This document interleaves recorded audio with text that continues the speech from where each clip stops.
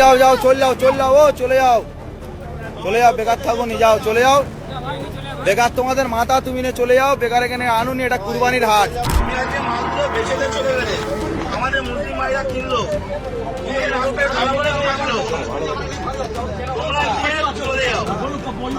তোমরা কেন, তোমাদের তো মাথা, তোমরা কেন বিক্রি করতে তোমাদের মাল কি আমরা কিনে থাকবো? তোমরা চলে যাও, ভালো কথাই বলছি, তোমরা চলে যাও।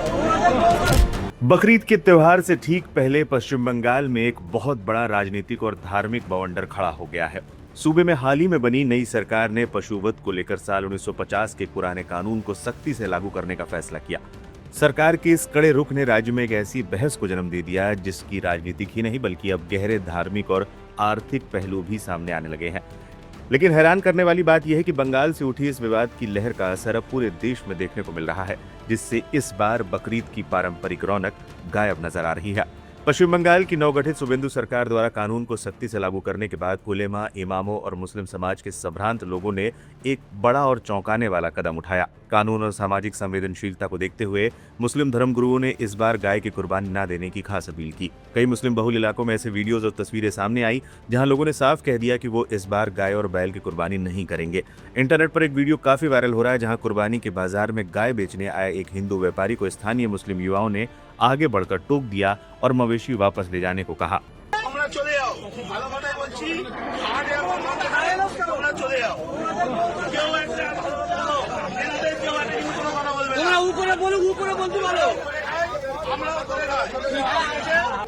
এটা কুরবানির হাট, এখানে যে কিনবে সে কাটার জন্য কিনবে। তাই তোমাদের মাথা, তুমি কাটার জন্য এখানে, এটা কাটার জায়গা, এখান থেকে কিনলে সে কাটবে। তাহলে তোমাদের মাথা যে গেলে তোমরা ঘরে নিয়ে পুজো করো, বেকার এই মাঠে আনো নেই। মাঠে আনলি আরো আমাদের এখানে আমাদের যে মোল্লা ভাই কিনবে সে ওটা কুরবানির জন্য কিনবে। এটা আমাদের বছরে একটা উৎসব। इस खास अपील और प्रशासनिक सख्ती का सबसे बड़ा असर मवेशी मंडियों पर पड़ा है। मुसलमानों द्वारा मवेशी खरीदने से कतराने के बाद अब विशेषकर हिंदू समुदाय के मवेशी पालक गंभीर संकट में हैं। साल भर मवेशी पालकर इस त्योहार पर आर्थिक लाभ की उम्मीद लगाए बैठे लोगों की उम्मीदों पर पानी फिर गया है। सोशल मीडिया पर वायरल एक वीडियो में एक महिला ने दावा किया है कि नई पाबंदियों की वजह से कुर्बानी से पहले मवेशियों का पूरा कारोबार ठप पड़ गया है, जिससे ग्रामीण अर्थव्यवस्था को बड़ा झटका लगा है और मवेशी कारोबारियों में हाहाकार मचा हुआ है। बंगाल से शुरू हुआ ये ऊहापोह अब सिर्फ एक राज्य तक सीमित नहीं है। उत्तर प्रदेश समेत देश के कई हिस्सों में बकरीद से पहले मुस्लिम समाज और पशु व्यापारियों के बीच कश्मकश और दहशत की स्थिति देखी जा रही है। यूपी के सहारनपुर की पशु मंडियों में इस बार भारी तनाव है। व्यापारियों और किसानों का आरोप है कि कुछ लोग अफवाहें और झूठी शिकायतें करके पुलिस बुला लेते हैं, जिससे मंडियों में अफरा तफरी मच जाती है और दूर दराज से आए व्यापारी खुद को असुरक्षित महसूस करते हैं। हाल ही में देश के कई हिस्सों में तथाकथित गौरक्षकों द्वारा ट्रकों को रोककर तोड़फोड़ और मारपीट की खबरें आई। हैदराबाद का वो चर्चित मामला भी सुर्खियों में है, जहां प्लाईवुड से लदे एक ट्रक पर गौवंश की आशंका में हमला किया गया, जिसके बाद स्थानीय AIMIM विधायक को खुद ट्रक पर बैठकर उसे भीड़ से सुरक्षित निकालना पड़ा था। जानकारों का मानना है कि इन तमाम घटनाओं और बंगाल के नए घटनाक्रम ने देश भर के मवेशी व्यापारियों और किसानों के मन में एक गहरा डर पैदा कर दिया है। यही वजह है कि जिन मंडियों में त्योहार से पहले पैर रखने की जगह नहीं होती थी, वहां अब सन्नाटा पसरा हुआ है। इस विवाद और कड़े नियमों का असर किसी एक समुदाय पर नहीं बल्कि देश की उस साझी आर्थिक रीढ़ पर पड़ रहा है जो इस ग्रामीण कारोबार से जुड़ी है। अब सवाल यह है कि क्या प्रशासनिक सख्ती और इस डर के बीच इस बार बकरीद का त्योहार अपनी पारंपरिक रौनक वापस पा सकेगा?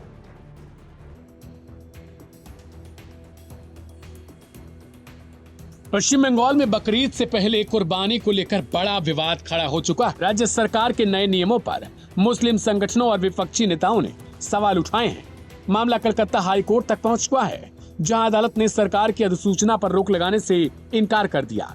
हालांकि कोर्ट ने सरकार को धार्मिक आयोजनों के लिए छूट देने वाली धारा पर विचार करने का निर्देश भी दिया है। अब सबकी नजर मुख्यमंत्री शुभेंदु अधिकारी के अगले फैसले पर टिकी है। आखिर पूरा मामला क्या है और बकरीद पर इसका क्या असर पड़ सकता है, देखिए ये रिपोर्ट।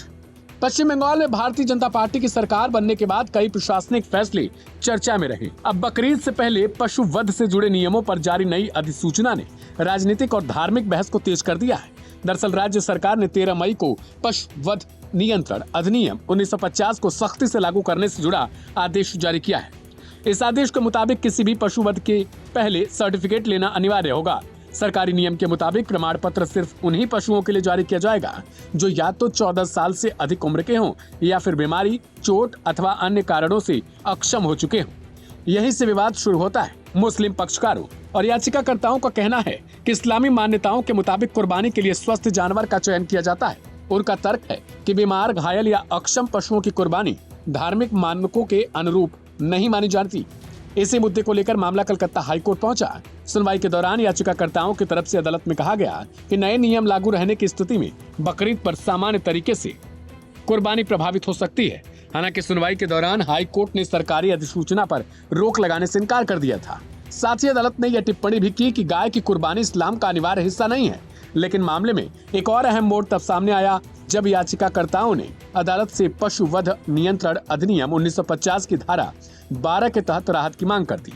धारा 12 राज्य सरकार को विशेष परिस्थितियों या धार्मिक आयोजनों के दौरान नियमों में छूट देने का अधिकार देती है।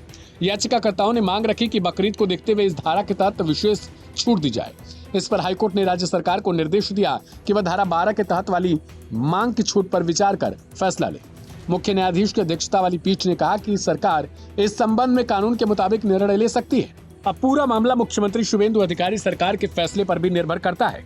राजनीतिक विश्लेषकों का मानना है कि यह सिर्फ बकरीद का मुद्दा नहीं, बल्कि आगे आने वाले सालों में भी यह नियम लागू रह सकते हैं। सवाल उठने लगे कि क्या अब भैंस की कुर्बानी भी नहीं हो पाएगी। यानी सवाल सिर्फ इस साल की कुर्बानी का नहीं, बल्कि आने वाले समय में पश्चिम बंगाल में पशु वध संबंधी नियमों के स्वरूप का भी है। उधर विपक्षी दलों और कुछ मुस्लिम संगठनों ने आरोप लगाया कि नए नियम धार्मिक परंपराओं को प्रभावित कर सकते हैं, जबकि सरकार समर्थकों का कहना है कि कानून का उद्देश्य पशु वध को नियंत्रित करना है और नियम सभी पर समान रूप से लागू होंगे। अब सबसे बड़ा सवाल, क्या पश्चिम बंगाल सरकार बकरीद से पहले विशेष छूट देने का फैसला करेगी? क्या पुराने तरीके से कुर्बानी की व्यवस्था जारी रहेगी या नए नियमों के तहत दी गई प्रक्रिया पूरी करनी होगी? इन सभी सवालों के जवाब सरकार के अगले फैसले के बाद ही सामने आएंगे। फिलहाल पश्चिम बंगाल में बकरीद से पहले यह मुद्दा कानून, धर्म और राजनीति तीनों के केंद्र में आ चुका है। सरकार के फैसले का इंतजार है और नजरें सबकी अब अगले आदेश पर टिकी है। इस मामले से जुड़ी हर रिपोर्ट के लिए बने रहिए लाइव हिंदुस्तान के साथ। एक कुर्बानी होके आ रही, अगले दिन जितना दिन दुनिया रहेगी एक कुर्बानी होगी। गाय की भी कुर्बानी होगी, बकरी भी कुर्बानी होगी, ऊँट भी होगी, दुम्बा भी होगी। सारे पशु जो है वो कुर्बानी का जायज़ है, वो कुर्बानी होगी, कोई रुक सकता नहीं। साधारण आदमी कुर्बानी देगा, ये नहीं चलेगा। अब देश का गोरू गाय को दबा करके विदेश में भेज देगा, वो जायज है।